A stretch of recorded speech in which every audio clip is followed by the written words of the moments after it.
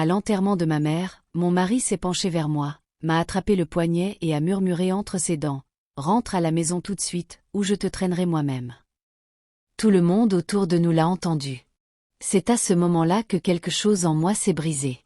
Je suis restée là, à côté du cercueil de ma mère, essayant de retenir mes larmes une fois de plus. Ma mère, Helen Carter, avait été ma meilleure amie. Elle avait lutté contre une longue maladie, et je m'étais occupée d'elle jusqu'à la fin. Elle disait toujours, « Tu mérites la paix, Lorraine. » Mais la paix était quelque chose que je n'avais pas connu depuis des années. Pas depuis que j'avais épousé Derek Miles. Derek se tenait juste à côté de moi dans son costume sombre, feignant le respect. Mais je sentais son impatience. Sa mâchoire était serrée. Ses yeux balayaient la pièce comme s'il comptait les minutes jusqu'à ce qu'il puisse partir. Quand ma tante a commencé à lire un court poème, il a soupiré bruyamment, marmonnant, « Combien de temps ça va encore durer ?» Quelques personnes se sont tournées vers lui. J'ai senti mon estomac se nouer. Comme je ne répondais pas, il s'est penché plus près, son haleine âpre de café et de colère, et l'a répété, plus fort cette fois. Rentre à la maison tout de suite ou je te traînerai moi-même. Sa main s'est refermée autour de mon poignet. J'ai vu les visages choqués des gens autour. Mon cousin, le vieux voisin de ma mère, même le pasteur. Ma tante a étouffé un petit cri. Mon visage brûlait de honte. J'ai libéré mon poignet, essayant de ne pas faire de scène, même si chaque partie de moi voulait hurler. L'enterrement a continué en silence, mais je n'entendais presque rien. Tout ce que j'entendais, c'était l'écho de sa voix dans ma tête, cette menace déguisée en autorité. Derek avait toujours été comme ça. Pour tout le monde, il ressemblait à un homme travailleur, un bon mari qui pourvoyait aux besoins de sa famille. Mais à la maison, il était froid, arrogant et cruel de petites manières constantes. Je me souviens de la première fois où je l'ai rencontré. Il était charmant, confiant, le genre d'homme qui semblait savoir ce qu'il voulait. Mais au fil des ans, cette confiance s'est transformée en contrôle. Il décidait de ce que je portais, de qui je parlais, même de la durée de mon travail. Chaque fois que j'essayais de résister, il riait et disait que j'étais trop émotive. Maintenant, debout au-dessus du cercueil de ma mère, je réalisais qu'elle avait vu cela bien avant moi. Elle m'avait dit un jour, faible mais clair. Il ne t'aime pas, ma chérie. Il aime juste avoir le pouvoir. Je n'avais pas voulu la croire. Mais en regardant Derek ce jour-là, son air impatient, sa main serrée en poing, je savais qu'elle avait raison depuis le début. Quand le service s'est terminé, Derek s'est dirigé droit vers la voiture sans dire un mot à quiconque. Les gens évitaient mon regard, feignant de n'avoir rien entendu. Je suis restée un peu plus longtemps, touchant le bord du cercueil, murmurant au revoir. Quelque chose en moi a changé ce jour-là. Ce n'était pas bruyant ni dramatique. C'était silencieux, froid, stable. Pour la première fois depuis des années, je n'avais pas peur de Derek.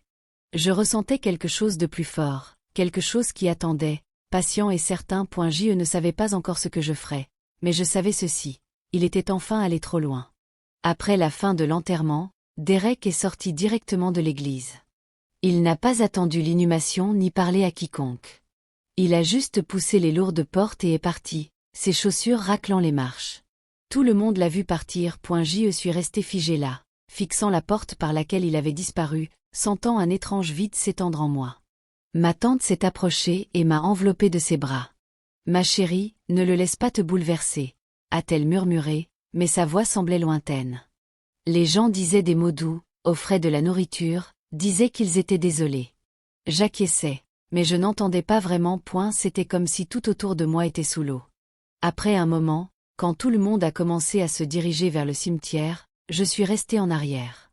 J'ai regardé les fleurs autour du cercueil, la photo encadrée de ma mère souriant dans son jardin. J'ai essayé de pleurer à nouveau, mais rien ne venait. Je me sentais vide, comme si quelqu'un avait retiré tout l'air de moi. Pendant que je restais là, de petits souvenirs ne cessaient de traverser mon esprit. La voix de Derek me disant quoi porter, disant que les couleurs vives ne me convenaient pas. Lui vérifiant mon téléphone, demandant à qui j'envoyais des messages. La fois où je voulais rendre visite à mon ami à Charlotte, et il a dit que c'était trop loin pour qu'une femme mariée conduise seule. J'avais cru que c'était juste sa façon de s'occuper de moi, de me protéger. Maman l'avait vu différemment. Elle m'avait averti tant de fois. Il ne t'aime pas, Lorraine, avait-elle dit un soir après que Derek avait quitté l'hôpital de mauvaise humeur. Il te possède. Il y a une différence. Je lui avais dit qu'elle exagérait, qu'il voulait juste le meilleur pour moi. Maintenant, debout dans cette pièce silencieuse, ces mots résonnaient dans mes oreilles comme une cloche qui ne s'arrêtait pas. Quand je suis enfin partie, le soleil était bas, teintant le ciel d'orange et de rose. Le camion de Derek avait disparu du parking. J'ai conduit lentement jusqu'à la maison, agrippant fermement le volant. Chaque kilomètre semblait plus lourd que le précédent. Quand je suis entrée par la porte d'entrée, la maison était silencieuse sauf pour le son de la télévision. Derek était assis sur le canapé, mangeant des chips comme si rien ne s'était passé. Il a levé les yeux et a dit « Tu as mis assez longtemps. As-tu seulement pris la peine de nettoyer après le service ?» Je l'ai juste fixé. Mon esprit était vide, mon cœur froid. Il a parlé encore quelques minutes de à quel point la journée avait été ennuyeuse et comment je devais passer à autre chose. Je n'ai pas répondu. Je suis montée à l'étage. J'ai enlevé ma robe noire et me suis assise au bord du lit. Le silence dans cette pièce était épais, pressant contre ma peau. Je me sentais piégée dedans. Mais en même temps, je ne voulais pas le briser. Je n'ai pas pleuré. Je n'ai pas crié. Je suis juste restée assise là, fixant le mur, réalisant que ma mère était partie. Était la partie de moi qui faisait encore des excuses pour lui aussi. Le lendemain matin, Derek a agi comme si rien ne s'était passé. Il a versé son café, allumé les nouvelles, et a demandé si j'avais prévu de bouder toute la semaine. Comme je ne répondais pas, il a ri et a dit « Tu étais si dramatique à l'enterrement, Lorraine. » Tout le monde pouvait le voir. Je suis restée près du comptoir, tenant ma tasse, fixant la vapeur. Je ne me faisais pas confiance pour parler.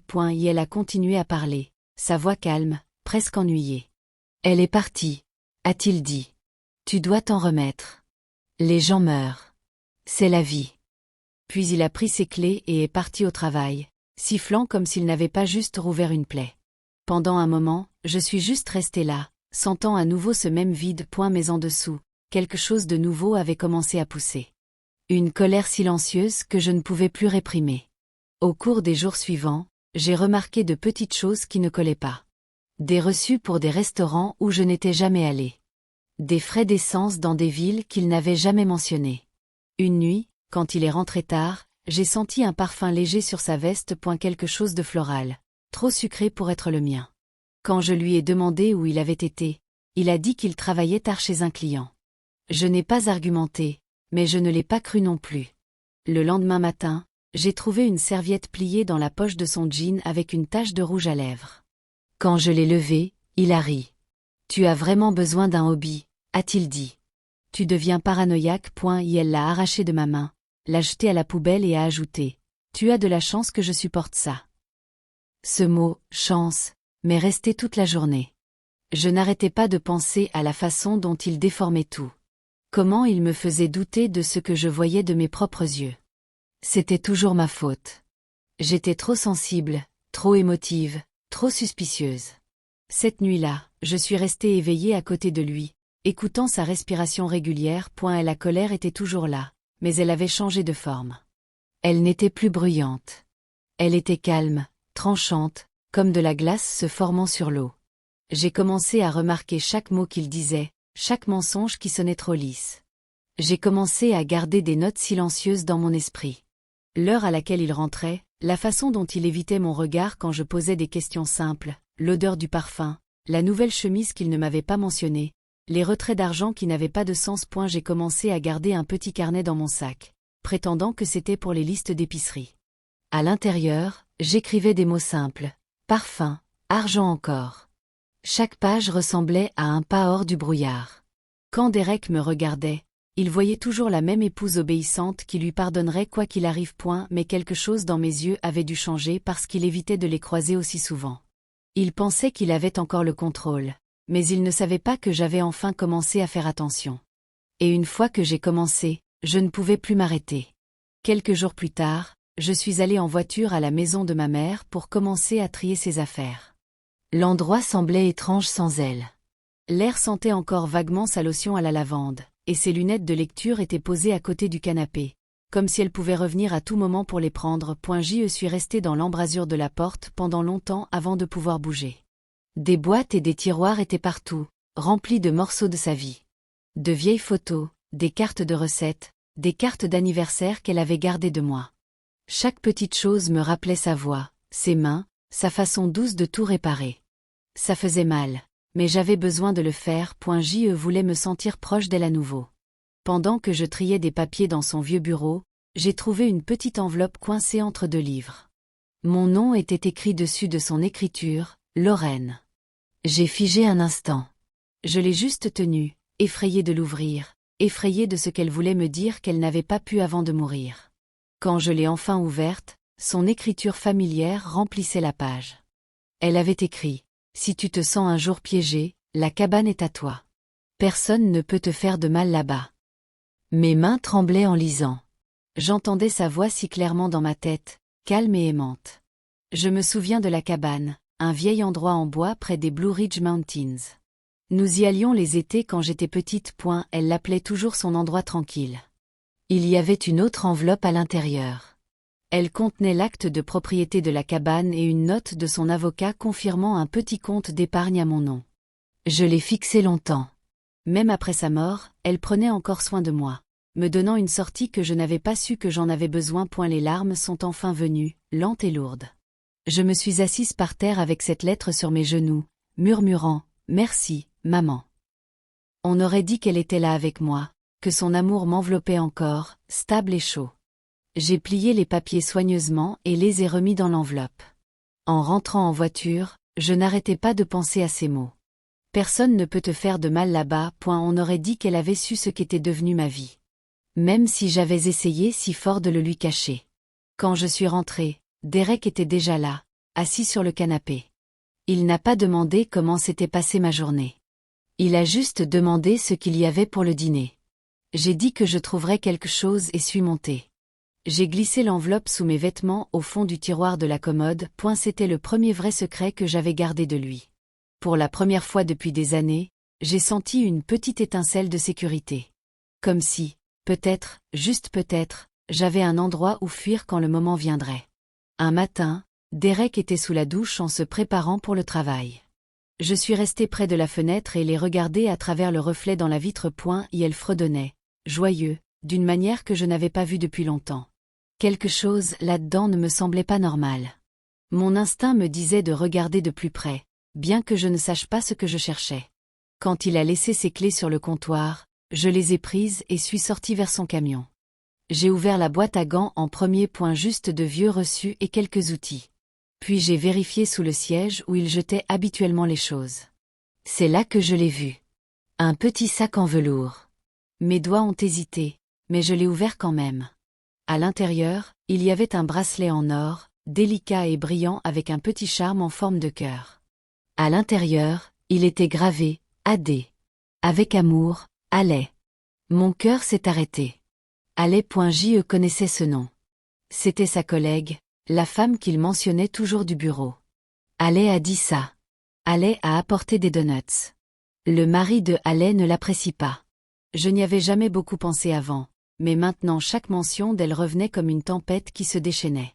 Je suis restée là un moment, le bracelet froid dans ma main. Je sentais mon pouls dans mes oreilles. C'était comme si le sol s'était ouvert sous moi. J'ai remis le bracelet dans le sac, l'ai replacé exactement où je l'avais trouvé, et suis rentrée.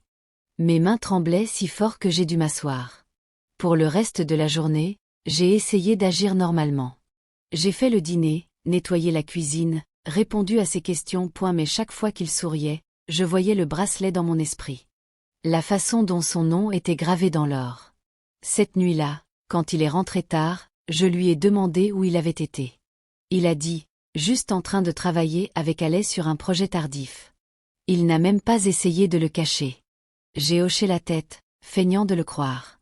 Quelques jours plus tard, je l'ai entendu dans le salon parler au téléphone. Sa voix était douce, différente, comme il me parlait il y a des années. Je suis restée silencieuse dans le couloir à écouter. Juste un peu plus longtemps, bébé, a-t-il dit. Une fois que Lorraine aura l'héritage de sa mère, on aura ce dont on a besoin. Je te le promets. Mon estomac s'est noué. Mes genoux ont failli lâcher. Il n'avait pas juste été cruel. Il avait attendu que ma mère meure, attendu ce qu'elle laissait derrière elle. J'ai pressé ma main sur ma bouche pour ne pas faire de bruit. Quand il a raccroché, je suis retournée silencieusement dans la chambre et me suis assise au bord du lit. J'ai fixé le mur longtemps, sans même pleurer. Les larmes ne venaient pas. C'était trop profond pour ça. Ce que je ressentais n'était plus de la tristesse. C'était quelque chose de plus tranchant, de plus lourd. À ce moment-là, j'ai réalisé que Derek n'avait pas juste brisé mon cœur. Il avait prévu de me détruire. Et je n'allais pas le laisser faire. Le lendemain matin, je me suis réveillée avant Derek. Il dormait encore, son bras jeté sur l'oreiller, l'air paisible. Je suis restée là un moment, le fixant, ne ressentant rien. Pas de colère, pas de peur, juste un calme vide. Je savais maintenant ce qu'il faisait, et je savais que je devais être plus intelligente. Quand il s'est enfin réveillé, je lui ai souri comme si tout allait bien. J'ai fait du café, préparé son déjeuner, même embrassé sa joue avant qu'il parte. Il avait l'air surpris, presque suspicieux, mais ensuite il a souri, pensant qu'il me dupait encore. C'était exactement ce que je voulais. Au cours des jours suivants, j'ai joué le rôle de l'épouse parfaite. J'ai ri à ses blagues, fait ses dîners préférés, écouté quand il se plaignait du travail. J'acquiesçais et souriais tandis qu'à l'intérieur je comptais les jours. Chaque fois qu'il partait au travail, je rangeais discrètement quelques affaires. Un pull, des photos, les bijoux de ma mère, des papiers importants. Je les plaçais dans une petite boîte dans le coffre de ma voiture, puis je les emmenais à la cabane. La route était longue et silencieuse, entourée d'arbres. Chaque voyage me faisait sentir comme si je respirais à nouveau, comme si je me rapprochais un peu plus de la liberté. La cabane ressemblait à ce dont je me souvenais, petite, paisible, nichée dans les bois. Ma mère l'avait remplie d'amour il y a des années, et elle en gardait encore l'essence. J'y laissais mes affaires soigneusement, les cachant dans le placard. Je ne restais pas longtemps. Je ne voulais pas que Derek se pose des questions. Un après-midi, je suis allée en ville rencontrer un avocat, l'ancien ami de ma mère, Monsieur Harper. Il me connaissait depuis que j'étais enfant. Je lui ai dit que je voulais m'assurer que la cabane et le compte d'épargne étaient à mon nom seul. Il m'a regardé longtemps, comme s'il pouvait voir la vérité dans mes yeux, puis a hoché la tête. « Ta mère voudrait que tu sois en sécurité », a-t-il dit calmement. À la fin de la réunion, tout était sécurisé. Derek ne pouvait pas en toucher un sou. Cette nuit-là, Derek est rentré en colère pour quelque chose au travail. Il a claqué la porte, marmonné des jurons et commencé à crier parce que le dîner n'était pas prêt. Je n'ai pas argumenté. J'ai posé mon téléphone sur le comptoir, enregistrant discrètement. Sa voix remplissait la pièce, tranchante et cruelle. Chaque mot brûlait, mais je restais calme, le laissant parler. J'ai commencé à faire ça souvent, enregistrer quand il criait, quand il m'insultait, quand il déformait les histoires pour me faire sentir petite. Chaque clip était une preuve de qui il était vraiment. Chaque jour, je souriais un peu plus devant lui, mais ce n'était pas réel. C'était un masque que je portais pour qu'il ne voie pas le changement en moi. Je n'avais plus peur de lui. Je planifiais étape par étape. Il pensait qu'il avait encore le contrôle. Il ne réalisait pas que j'avais déjà commencé à m'éloigner. Un mouvement silencieux à la fois. Derek a décidé d'organiser un dîner un vendredi soir. Il a dit que c'était pour les affaires, juste quelques collègues qui venaient. Je savais déjà ce que ça signifiait. Allez serait là. Il essayait d'agir décontracté, mais je voyais l'excitation dans ses yeux quand il mentionnait son nom. J'ai souri et lui ai dit que c'était une super idée. À l'intérieur, j'étais calme, presque trop calme. J'ai passé toute la journée à nettoyer, cuisiner et dresser la table. Derek n'a pas levé le petit doigt, se contentant de marcher en donnant des ordres. « Assure-toi que la maison soit parfaite », a-t-il dit. « Je veux faire bonne impression. » J'ai hoché la tête et fait tout ce qu'il demandait, gardant ma voix légère. Quand la sonnette a retenti, l'humeur de Derek a complètement changé. Elle est devenue charmant et bruyant, accueillant tout le monde comme l'hôte parfait. Haley est entrée en portant une robe rouge et un sourire éclatant. Elle l'a enlacé un peu trop longtemps. J'ai capté le regard qu'ils ont échangé. C'était rapide mais clair. Mon estomac s'est serré, mais je n'ai rien laissé paraître. Pendant le dîner, Derek se vantait de son travail et faisait des blagues à mes dépens. Chaque fois que je parlais, il m'interrompait. Quand j'ai apporté le dessert, il a levé les yeux au ciel et a dit « Tu as enfin fait quelque chose de bien ce soir. » La table s'est tue un instant, puis il a ri comme si c'était juste une blague. Tout le monde a forcé un sourire. Haley a gloussé doucement, jetant un œil à son assiette. Je suis restée là, tenant le plat, sentant tout leur regard sur moi. Pendant un moment, j'ai presque ressenti la vieille douleur, la piqûre de l'humiliation, mais ensuite elle a disparu. J'ai posé le plat sur la table et ai souri. Je suis contente que le dîner vous plaise à tous, ai-je dit calmement. Excusez-moi un instant. Je suis montée lentement, chaque pas stable. Dans notre chambre, j'ai ouvert le tiroir où j'avais gardé mon dossier. À l'intérieur, il y avait des copies imprimées de relevés bancaires, des photos et les enregistrements que j'avais faits de ces explosions. Mes mains ne tremblaient pas cette fois. Je les ai placés proprement dans mon sac avec mon portefeuille et mes clés. En bas, j'entendais à nouveau des rires, sa voix forte et confiante. Il n'avait aucune idée de ce que je faisais. J'ai vérifié mon téléphone une dernière fois et confirmé le transfert final. Mon épargne et mon héritage maintenant en sécurité et inaccessible pour lui.je me suis changé en jean et pull, et jeté un dernier regard à la pièce et ai fermé doucement le tiroir. Le collier de ma mère brillait sur la commode. Je l'ai pris et l'ai mis, sentant son petit poids contre ma peau. On aurait dit qu'elle était là, me regardant partir. J'ai descendu le couloir, mes pas doux sur la moquette. Personne n'a remarqué quand je suis sortie par la porte arrière. L'air de la nuit était frais et immobile. Je suis montée dans ma voiture, ai démarré le moteur et suis partie sans regarder en arrière. Alors que la maison disparaissait dans le rétroviseur, j'ai ressenti quelque chose que je n'avais pas ressenti depuis des années. La paix. Je n'ai pas pleuré. Je n'ai pas tremblé. J'ai juste continué à conduire, stable et silencieuse, vers la cabane qui m'attendait dans les montagnes. Et la cabane était silencieuse quand je suis arrivée. L'air sentait le pin et la pluie, et les arbres bougeaient doucement dans le vent. J'ai déverrouillé la porte et suis entrée. Elle ressemblait exactement à ce dont je me souvenais, petite mais chaleureuse avec les vieux meubles en bois que ma mère avait aimés. Pour la première fois depuis des années, je me sentais en sécurité. Les premières nuits ont été étranges. Je me réveillais en m'attendant à entendre les pas de Derek ou sa voix en colère de l'autre pièce. Mais il n'y avait que le silence. Il a fallu du temps pour que je comprenne que le silence pouvait être paisible, pas effrayant. Je faisais du café le matin, m'asseyais sur le porche et regardais le soleil se lever sur les collines. Le calme a commencé à ressembler à la liberté. Puis les appels ont commencé.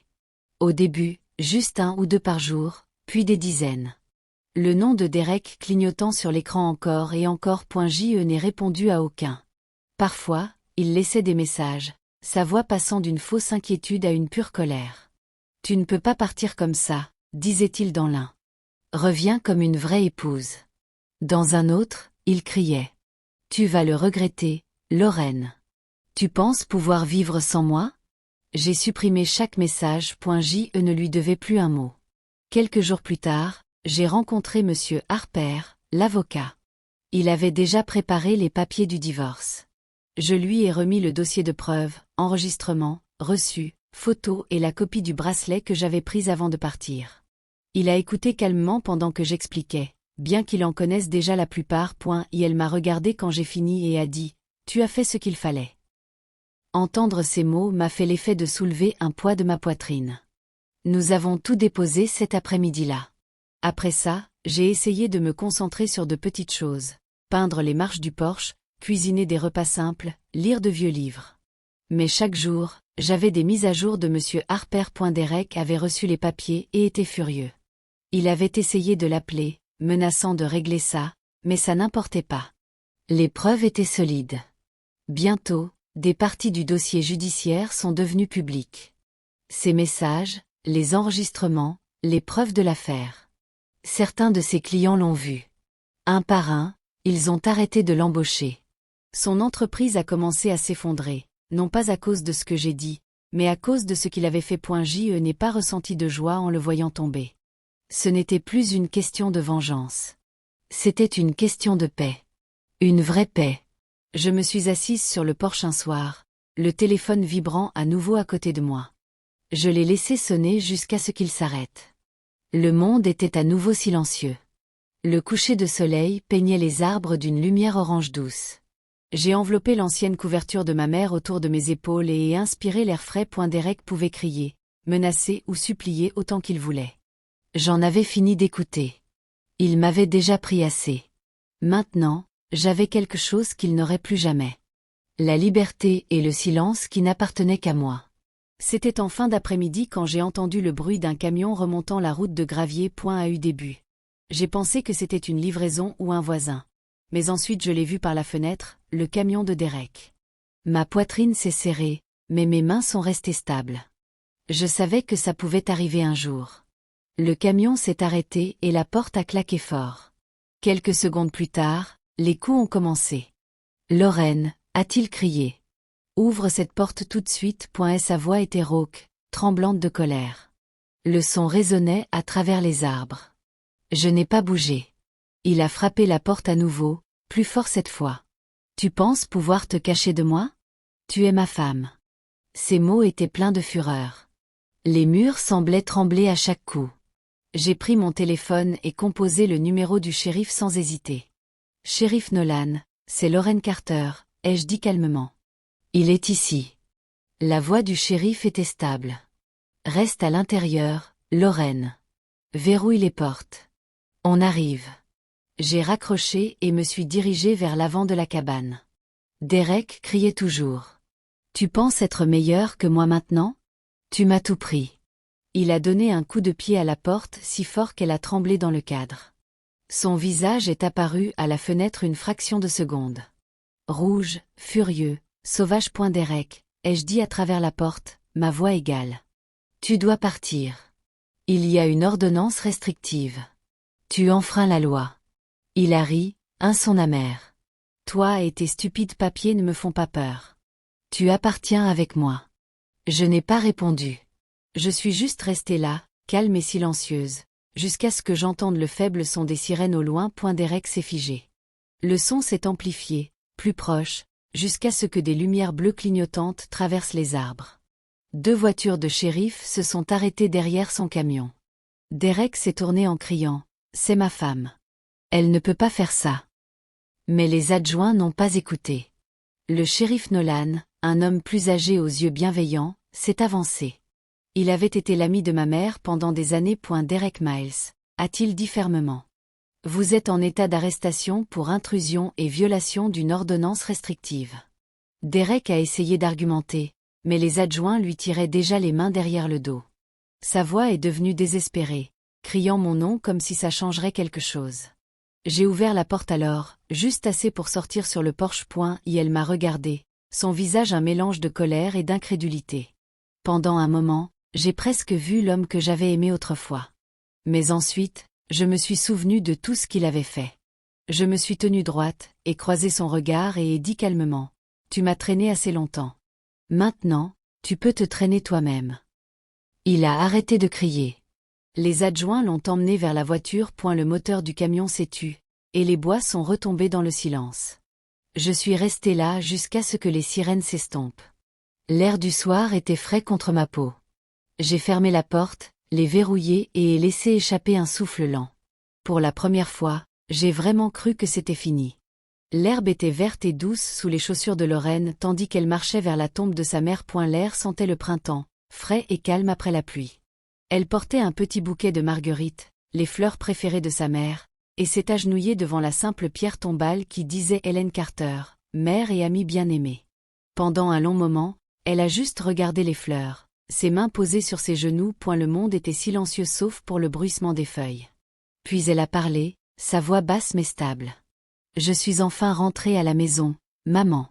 Tu avais raison à son sujet. » Les mots ne venaient pas avec des larmes cette fois. Il y avait de la tristesse, oui, mais aussi de la paix. Elle a brossé un peu de terre sur la pierre, traçant le nom de sa mère avec ses doigts. « Tu m'as dit qu'un jour je serais assez forte pour m'en aller. Je ne te croyais pas à l'époque, mais je te crois maintenant. » Une brise légère a traversé les arbres, et pendant un moment, on aurait dit que sa mère était là, souriant quelque part tout près. Lorraine a souri aussi, petit et doux, puis a placé les marguerites proprement à la base de la tombe. Sur le chemin du retour vers la cabane, le soleil a percé les nuages. Et la lumière se répandait sur la route, chaude et dorée. La cabane est apparue entre les arbres, paisible et vivante. À l'intérieur, tout était simple mais plein de chaleur. Les murs étaient tapissés de vieilles photographies, sa mère dans le jardin, riant avec une jeune Lorraine sur ses genoux. Une couverture que sa mère avait cousue il y a des années était pliée proprement sur le canapé. L'endroit sentait le bois de pin et le café, comme la sécurité. Elle s'est fait une tasse de thé et s'est assise près de la fenêtre, regardant la lumière du soleil danser sur les planches du sol. Les montagnes se dressaient hautes dehors, silencieuses et stables, comme elles l'avaient été toute sa vie. Il y avait encore des moments où elle sentait les cicatrices en elle, mais elles ne faisaient plus mal de la même façon. Elles étaient des rappels, non pas de douleur, mais de ce qu'elle avait survécu. Elle pensait à Derek parfois, mais seulement en passant, comme une ombre d'une histoire qui ne lui appartenait plus. Il avait essayé de la contrôler, de la briser, de lui faire oublier qui elle était, mais il avait échoué. Lorraine a regardé l'horizon, ses doigts enroulés autour de la tasse chaude. Un petit sourire a touché ses lèvres tandis qu'elle murmurait. Il a essayé de me traîner à la maison, mais j'ai trouvé mon chemin à la place.